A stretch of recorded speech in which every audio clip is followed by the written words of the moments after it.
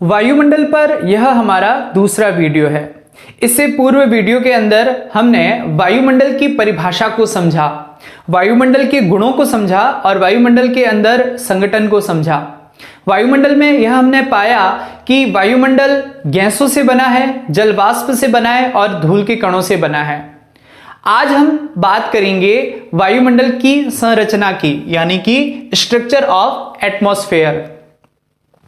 वायुमंडल की संरचना की अगर हम बात करें तो वायुमंडल को कई मंडलों में विभाजित किया गया है और उसका आधार रहा है तापमान, यानी कि धरातल से लेकर आकाश की ओर जो ऊर्ध्वाधर वितरण है वह तापमान के आधार पर किया गया है।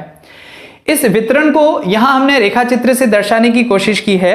पहले हम इस रेखाचित्र को समझ लेते हैं, उसके बाद में प्रत्येक मंडल को हम विस्तार से समझने का प्रयास करते हैं। तो देखते हैं यहां नीचे 0 किलोमीटर है, यानी कि ये धरातल है। 0 से लेकर 14 किलोमीटर ये वाला जो क्षेत्र है, ये क्षेत्र क्षोभ मंडल कहलाता है। ये क्षेत्र क्षोभ मंडल कहलाता है, यानी कि 0 से लेकर 14 किलोमीटर तक का जो एरिया होता है यह क्षोभ मंडल कहलाता है। अब यह जो क्षोभ मंडल है इसकी विशेषता क्या है? मुख्य इसकी दो विशेषता है। पहली विशेषता ये कि मौसम संबंधी जितनी भी जो घटनाएं होती है वो इसी मंडल के अंदर घटित होती है। अब मौसम संबंधी कौन सी घटनाएं हो सकती है? मौसम संबंधी घटनाएं जैसे वर्षा होना है, तूफान आना है, बिजली चमकना है, कोहरा है, ओस है, इसके अलावा चक्रवात है। जितनी भी मौसम संबंधी घटनाएं होती है वो इसी मंडल के अंदर घटित होती है, जबकि समताप मंडल में ऐसी कोई घटना घटित नहीं होती है, यह शांत रहता है। तो क्षोभ मंडल के अंदर मौसम संबंधी घटनाएं घटती है, इसके अलावा यहां तापमान में गिरावट भी होती है, यानी कि धरातल से जैसे जैसे हम ऊर्ध्वाधर की ओर जाएंगे वैसे वैसे तापमान है जो गिरने लग जाता है। और अगर हम तापमान की बात करें तो लगभग 1000 मीटर ऊपर जाने पर 6.5 डिग्री सेल्सियस तापमान की कमी हो जाती है। कितना? 1000 मीटर ऊपर जाने पर। तो इस प्रकार से तापमान खास दर इसमें रहती है। इसके बाद में जो समताप मंडल आता है, तो समताप मंडल और क्षोभ मंडल के बीच में एक सीमा पाई जाती है जो इसके गुणों को और इसके गुणों को पृथक करती है। उस सीमा का नाम है क्षोभ सीमा, जिसे हम ट्रोपोपॉज़ भी कहते हैं। यह जो क्षोभ सीमा होती है यह कार्य करती है दोनों मंडल के गुणों को अलग अलग करने का, यानी कि इस क्षोभ सीमा से नीचे जो क्षोभ मंडल है उसके जो भी गुण हैं, यानी कि मौसम का बनना हो, तापमान का गिरना हो, ये सारे जो भी गुण हैं वह समताप मंडल से भिन्न है। तो इनको अलग करने का कार्य यह क्षोभ सीमा करती है।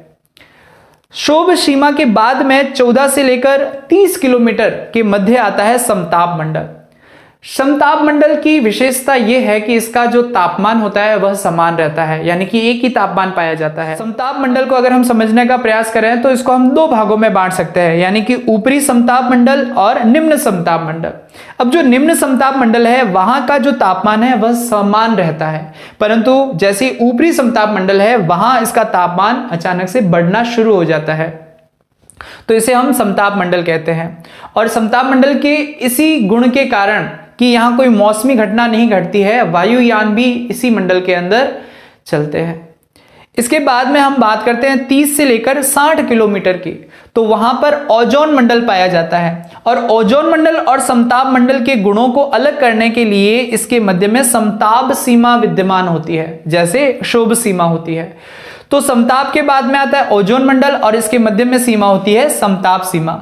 ओजोन मंडल की बात करें तो इससे पहले वीडियो में भी हमने ये क्लियर किया था कि ओजोन गैस पाई जाती है यहां पर, जो सूर्य से आने वाली पराबैंगनी किरणों को रोकने का कार्य करती है। ओजोन मंडल को कई लोग समताप मंडल का ही भाग मानते हैं, मगर हमने यहां पर इसको अलग अलग प्रदर्शित किया है ताकि इसके बारे में हमें जानकारी मिल पाए। इसके बाद में हम 60 किलोमीटर से 400 किलोमीटर की बात करें तो यहां पर आयन मंडल आता है। आयन मंडल के अंदर भी कई लेयर होती है, जैसे डी लेयर, ई लेयर, एफ लेयर, जी लेयर, इस प्रकार से अलग अलग लेयर होती है। अब ये जो लेयर है इसमें से ई लेयर है, इसको कैनली हेविसाइड लेयर भी कहते हैं, एफ को एपिलिटन भी कहते हैं और जी में अरोरा विद्यमान होते हैं। इन सब के बारे में हम अभी विस्तार से अध्ययन करेंगे। 400 से लेकर 1000 किलोमीटर के मध्य में बहिर्मंडल पाया जाता है, यानी कि यहाँ की जो गैसें होती है बड़ी विरल मात्रा में होती है। जैसा कि हमने कहा था वायु दाब पढ़ते समय कि जैसे जैसे धरातल के नीचे गैसें होती है वहां वायु दाब अधिक होता है, और जैसे जैसे ऊपर की ओर जाएंगे वहां वायु दाब कम होगा, क्योंकि वायु है जो भार लगाना कम करेगी। नीचे वह भार अधिक लगाती है, ऊपर जाने पर वायु की मात्रा कम होने पर वहां पर भार कम लगेगा, इसलिए ऊपर विरल गैसें होती है। जैसे हाइड्रोजन देखिए, हीलियम देखिए, इस प्रकार से। और अगर इसके बारे में थोड़ी सी हम जानकारी प्राप्त कर लें तो यहां पर दो मंडल है, सममंडल और विषम मंडल। सममंडल के जो उपभाग है वह शोभ मंडल, समताप मंडल और ओजोन मंडल है। कई बार प्रश्न पूछा जा चुका है निम्न में से सममंडल कौन सा है और विषम मंडल कौन सा है। तो सममंडल के 3 भाग होते हैं, शोभ मंडल, समताप मंडल और ओजोन मंडल। यह मिलकर सममंडल कहलाते हैं, और जो आयन मंडल है वह विषम मंडल कहलाता है।